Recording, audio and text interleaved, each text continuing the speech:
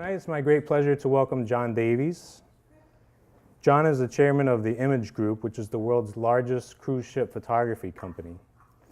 He's been photographing since he was 14 years old. And this exhibition and his book are titled Kosen, which is the study of a young Japanese woman's journey to becoming a geisha. John's fascination for foreign culture, particularly Japanese, led him to become an avid collector of rare, classic Japanese photography books and vintage prints. And now in his 80s, he's produced a photography book of his own, which we have up here on the table. If you haven't had a chance to take a look at it, please do so. A limited number of these books will be available tonight for $45, and all the prints on the wall are for sale as well. Should one of those interest you, you can speak to any one of us here at the store if you're interested. So without further ado, I'd like to welcome John. Good evening, all. My name is John Davies. Hang on, I'm getting caught up. Too many things. Okay. Well, welcome to the luggage store here in Miami. And the talk I'm going to give tonight is about Kosen and the photographs. But the first thing I have to say is that none of these pictures would have been taken if I hadn't had the most amazing contact in Kyoto. His name was Kato-san, and he was my guide and my driver for 20 years. And he would take me to the most absolute fantastic places. One day I said, after about 10 years, I said to him, Kato-san, I would love to take a geisha. And like everything else, things don't happen immediately. So the next time I went back to Japan, he'd arranged for me to photograph Kosen. And I started taking pictures of Kosen at the age of 15. And I worked with her through the seasons for 5 years. And then at the end of 5 years, I was extremely privileged and lucky, actually, to be allowed to photograph her when she became a geisha. And that's, for a non-Japanese, that's a great privilege. So this is why you're here, and hear what I say. On my side, my journey as a photographer started at the age of 14. I began as an apprentice in a portrait studio, and then I did everything. I loaded glass plates, I carried camera bags, I made the tea. And that's a great basic learning situation. Anyway, I bought my first Leica, which was a second-hand 3C, in the 50s. And that was it. I was a Leica fan ever since. I was smitten. I followed by a 3G, and I don't know whether you know any of these cameras, but the 3G was a stunning camera, screw lenses, but absolute beautiful camera. And then I moved on to the M's and started with an M3. And I took thousands and thousands, probably hundreds of thousands of pictures with the M3. I've used larger cameras, but for travel, Leicas are absolutely great. The lenses are so superb. I won't use anything else, that's it. Anyway, well, first of all, to do a photo book, you have to be mad. Seriously, because the amount of work that you have to do it is astonishing. I never realized when I started how much detail, how much time and effort it would take to do the book. But it's worth it. I'm very happy with it. And it's an unusual book. I'm also lucky because I had a most amazing designer in England that I worked with for 40 years. The most amazing graphic designer, I should say. And he worked with me. He actually taught me into do the book. So that's how we came to the book. The other thing is that in the book, you had to find good people to write about geisha. And I found somebody called Lisa Delby. And Lisa Delby is, or was, I should say, the consultant to a film called Memories of a Geisha. And she wrote a beautiful section on geisha in the book. After that, you have the book, and you have to market it. My first book, so I go out and start marketing it. And luckily again, this month I've had 2 articles. One is up on the wall, and the other one is in a magazine called Professional Photography. And very complimentary, so I'm getting good press. That's what it's about. Now I've got to move up. Hang on, there we are. This is some of the article, and anybody who wants to read about it can find it over there. I don't want to linger too long on this. So we move on. We come to the first picture. When I started taking Cosine, I could only work with her at certain times, and that was from 10 in the morning to 4. I couldn't take photographs at any other time, so if you wanted early morning light or late evening light, I couldn't get them. That was her strict times. So that was part of the deal, but you accept it and you move on. What was the reason for that, John? She has evening work. So her living was, as a maker, she would go out and be employed to functions where she was sort of, shall we say, Japan, it's very important that they use people like geisha. They use them on social occasions, and they're a very important part of the Japanese culture, particularly in Kyoto. So that's the reason I couldn't work with her any other time. That was it. And you accept that, you know, you go with the flow. You don't try to break what is there. You work with people, and that's the reason. So anyway, that's it. This picture was, again, she was 15 when I started taking this picture, and I took a couple of different pictures here. Beautiful garden, but the one I finished up putting in the book and using was the one with the door, because it gives an extra depth, I think, and you have your own sort of thinking, but also this is the most amazing Zen garden. It's in a small temple, and I was lucky when we got there. As you can see, the lighting was absolutely perfect. Couldn't be better. I mean, sometimes you win out, sometimes you don't, but this time I won out. You got there, and the lighting was just so beautiful.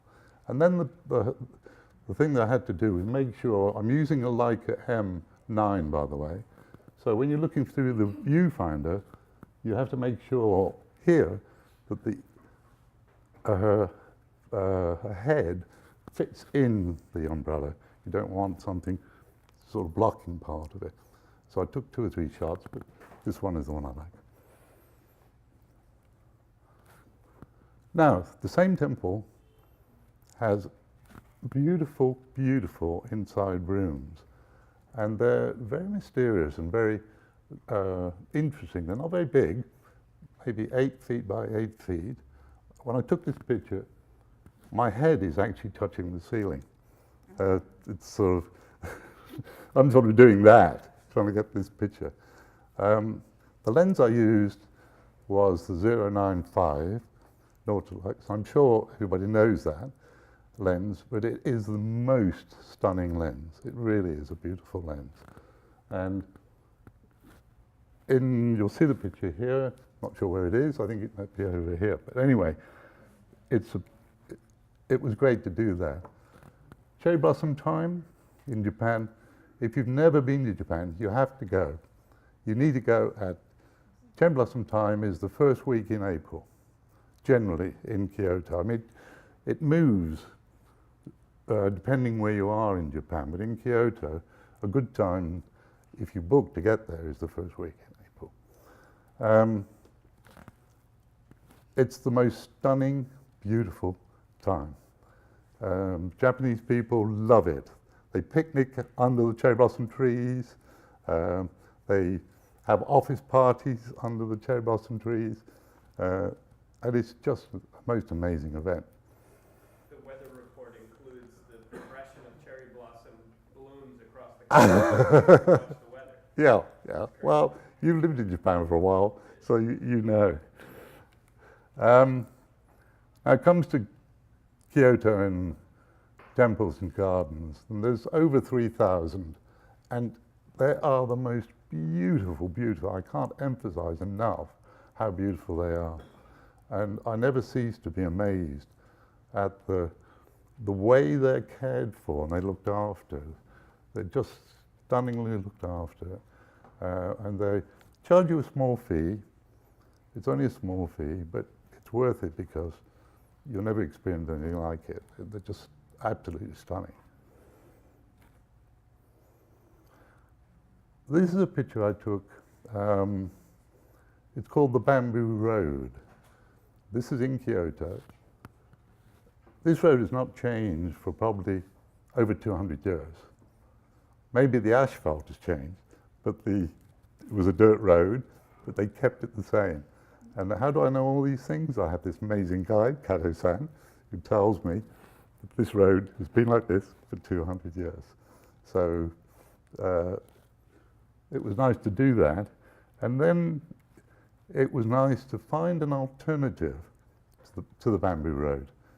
And what more could you have than to have the traditional and the modern to show the bullet train? So that's how this picture was taken. Again, most efficient trains that I've ever travelled on in the world, if they say it's going to go at 11 o'clock, at 11 o'clock, that train starts moving. So where else do you find that? Two portraits taken with a Nautilus f/95 wide open. And using that lens wide open, there's very, very little depth of field. With the M, you have to take 3 or 4 pictures because you can want that picture, but if you don't take 2 or 3, you can think you're in focus, but you're not in focus. Now, going on from the M, just for a moment, I've got an SL. And the SL is quite amazing because it has, using it with the 095, you can take a picture wide open and you can focus. The focus is just fantastic on the SL. So I love it for that reason. So I've got my magic lens and I've got a camera that allows me to take one shot and get it sharp. So anyway, there we go. What we got next? Second portrait. Slightly different, but I like it. It's just a bit mysterious. Very happy to have it. Again, I would photograph Kosine in different seasons. I would go, as I talked about, cherry blossom, but I'll also go down in the autumn. Autumn, again, is a beautiful time.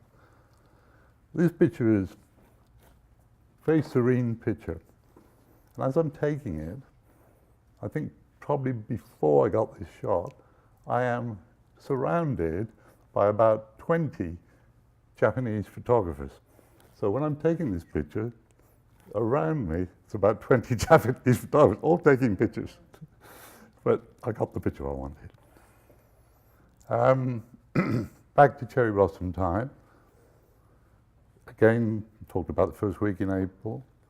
And this picture was taken in a stunning small inn in Kyoto called the Taiwaya. Taiwaya has been owned by one family for 300 years, same family. It's about 28 rooms. Each room has a different little garden. And if you want to find out about traditional Japanese service and courtesy, go and stay in the Taiwaya or one of those small inns.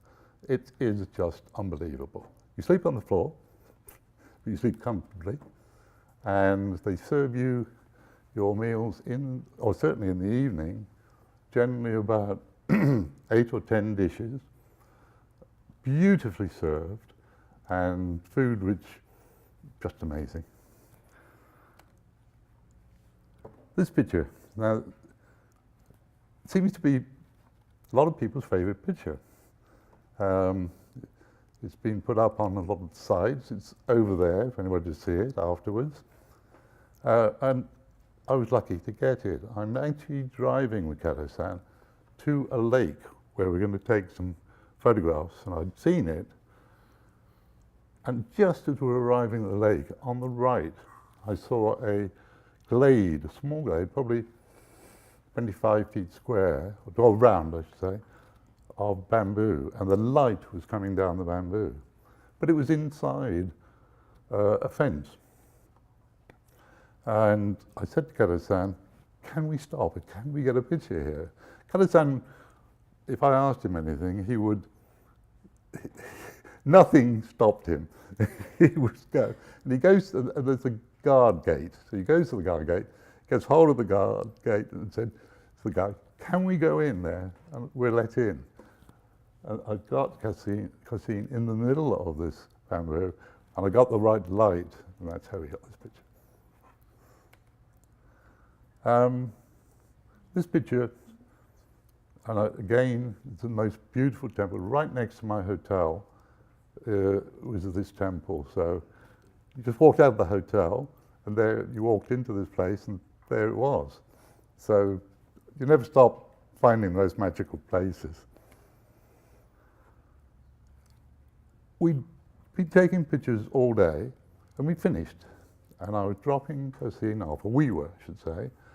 And as she got out, I looked and I saw there was a building that she got out. It was a black background. So I said to driver Kato-san, can we get a picture here? And Cassine's extremely accommodating.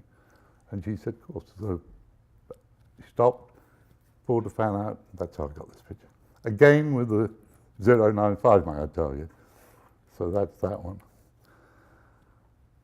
We then go on to the ceremony, and I asked if I could ask Kato-san if he could possibly get me into the ceremony. And, you know, he said, I'll find out. So I go, I'm leaving Japan, come back, several weeks go by, and I get a fax. The reason I got a fax was Kato-san is very old-fashioned. He only uses faxes or phones, that's it. His son is a IT specialist, and his father only used faxes, that's it. So we have to communicate by fax. So I get this fax saying I've been granted permission. So, wow, I thought, this is great. So I had the time, and I went there because I wanted these pictures. So I get there, and I was lucky. I was the only non-Japanese at the ceremony. The only other people there were her family, a videographer from Japan, from Tokyo, and another professional photographer from Tokyo, and myself. And I got there because of the work I think I'd done for 5 years, and I'd given them a photograph, so they had a feeling for what I was doing. When she was a Meiko, Cassine actually used her own hair, but when she becomes geisha, she has to wear a wig. The wig is all this is planned in the ceremony, and after that, as a geisha, she must wear that wig. She can't use her own hair anymore. That's it. So I don't know why, but that's the rules. Going on, sorry, here we go. Sorry, we've gone backwards. Here we are. The ceremony, I get there at 10 o'clock in the morning, and the first thing, I go upstairs, and there's this room, and the person doing the makeup is male. The dressers for Cassine are male. The wig maker and his assistant are male. And they're very special people, obviously. And I must say that, as you can see, the dresser on here that's doing something, he's male. And they're specialists.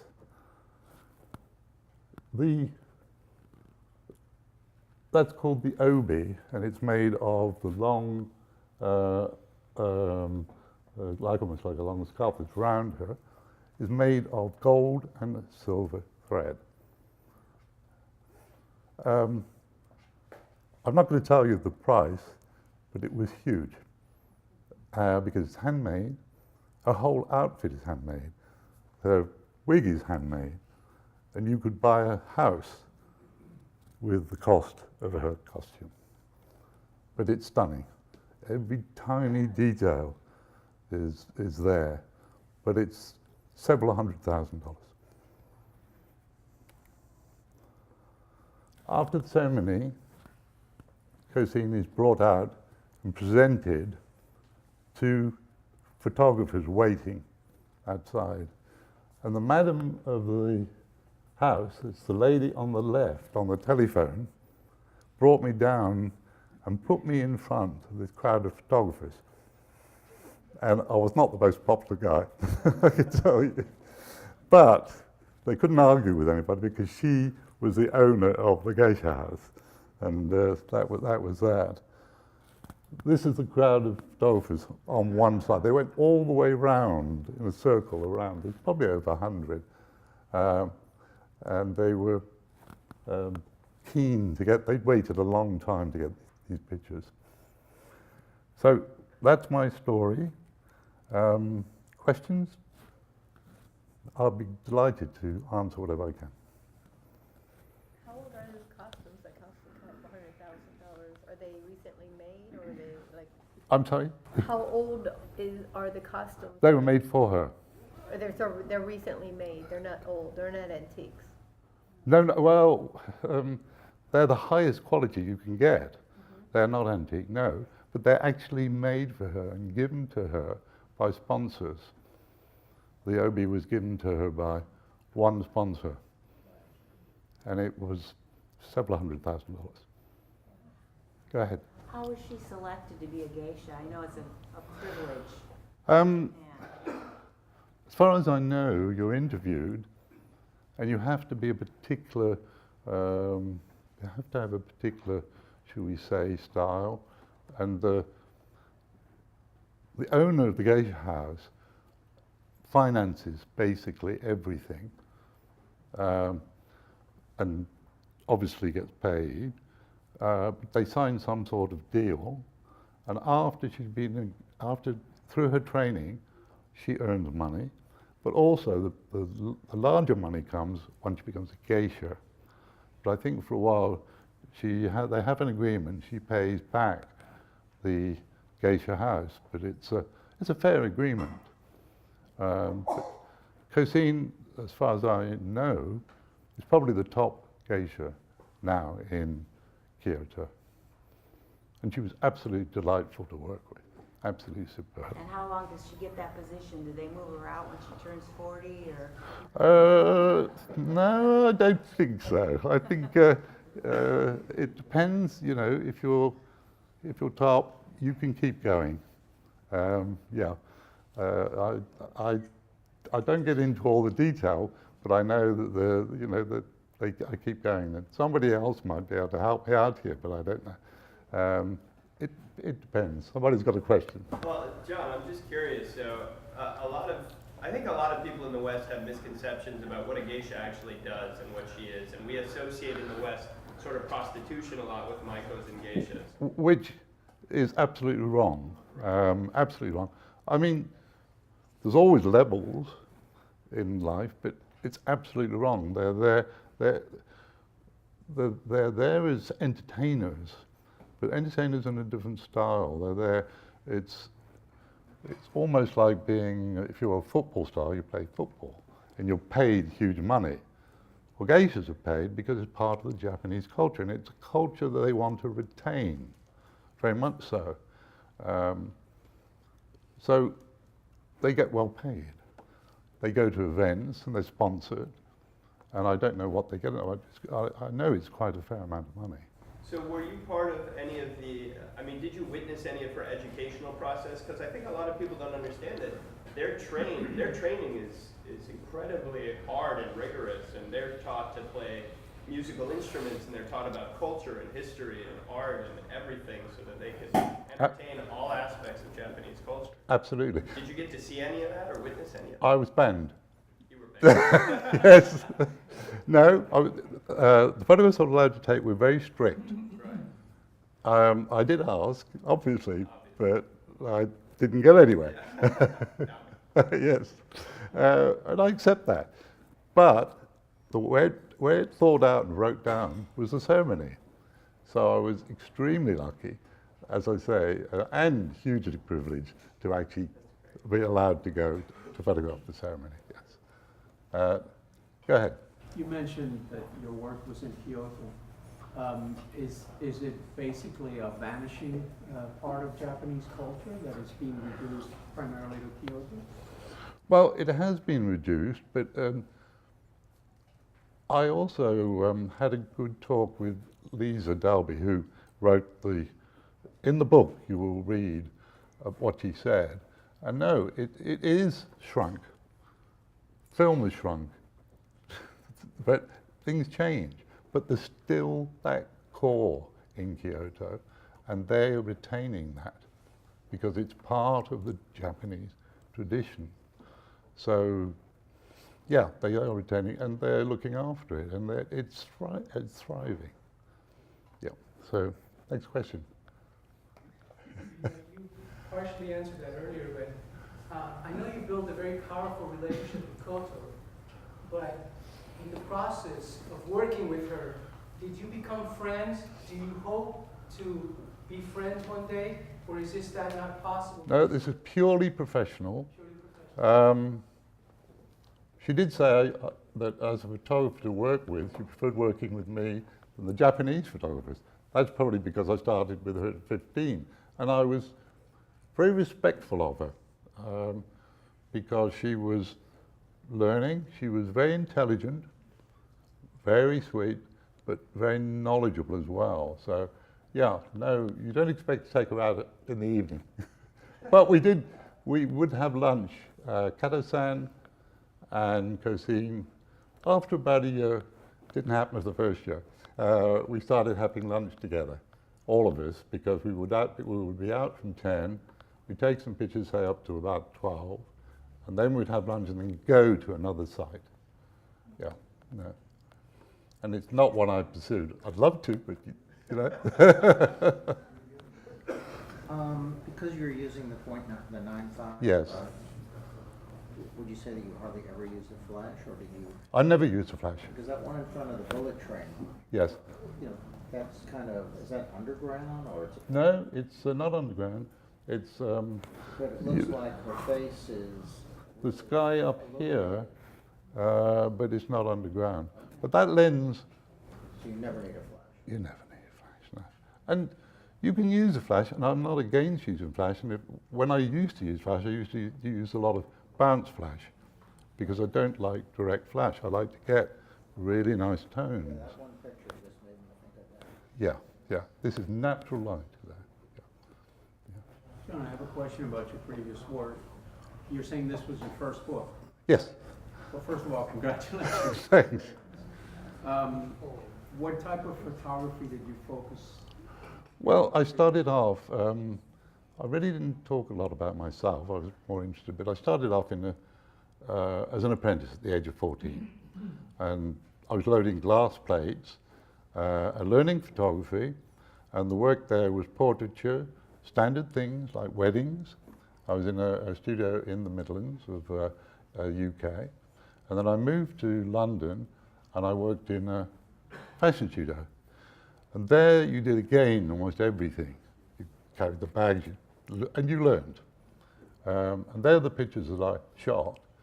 And then what happened in the story is basically in the article, we have the oldest photographic magazine in the world. It's called the British Journal of Photography.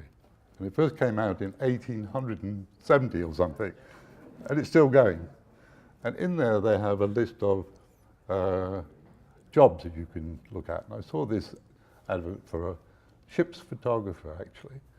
And I applied. I thought, why not? I like to travel. I got the job, and I really enjoyed it.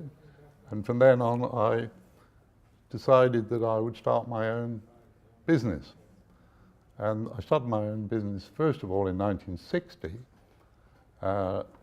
and built that up, and then came to the States. First contract I had was in the States in 1973, here in Miami.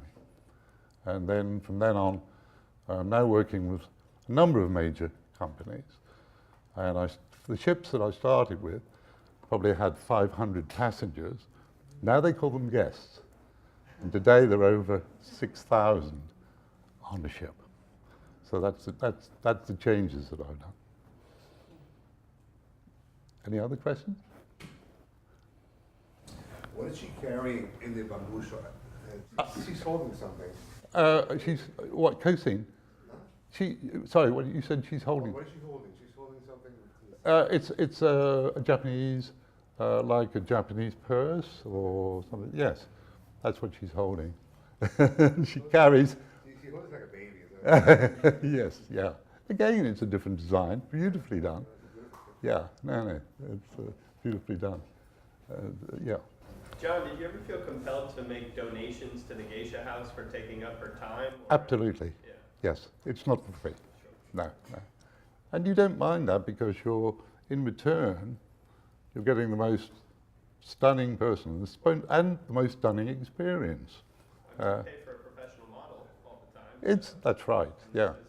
It's even better, I'd say. Yeah, but I go back to the fact that I could never have got these pictures if I hadn't got the introduction from Kato-san.